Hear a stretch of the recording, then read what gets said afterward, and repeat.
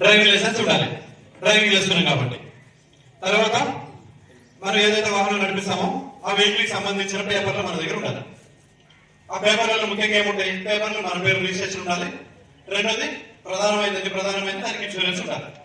ఇవి ఉన్నాయనుకోండి, కనీసం ఇవి ఉంటే కనుక పోలీసు వాళ్ళకి ఆపుకుని చెప్పుకుని వెళ్ళొచ్చు. మనం ఒక డ్రైవింగ్ లైసెన్స్ తీసుకుంటే, ఇప్పుడు నేను పోలీస్ అయిననే కదా,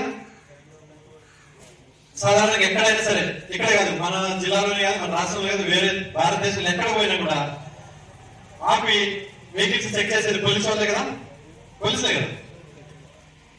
నేను పోలీసు వాడిని, నేను నా కుటుంబంతో లేకపోతే నేను నా సొంతంగానే పోయినాను, ఎక్కడైనా పోయినాను, పోలీసు వాళ్ళు నన్ను ఆపేయనుకో, ఆపితే నేను సిఐ అని చెప్పాను, ఎస్ఐ అని చెప్పి వాళ్ళకి చెప్పుకుని వెళ్ళిపోవచ్చు. నేను అయినా కూడా నాకు డ్రైవింగ్ లైసెన్స్ ఉంది.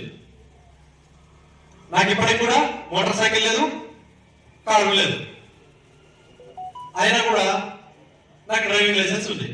ఎందుకు పెట్టుకున్నాను అనంటే బాధ్యత. ఎప్పుడైనా మనిషి అయిన తర్వాత నడిపేయకుండా ఉంటామా?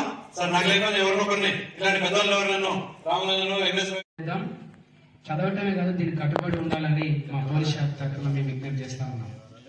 నేను అందరూ చెప్పండి, నేను భారతదేశ పౌరుడిగా మోటారు వాహనముల చట్టంలో పొందుపరిచిన రోడ్డు నియమ నిబంధనలను పాటిస్తానని, ఇతరుల శ్రేయస్సుని, తోటి రోడ్డు వినియోగదారులను గౌరవిస్తానని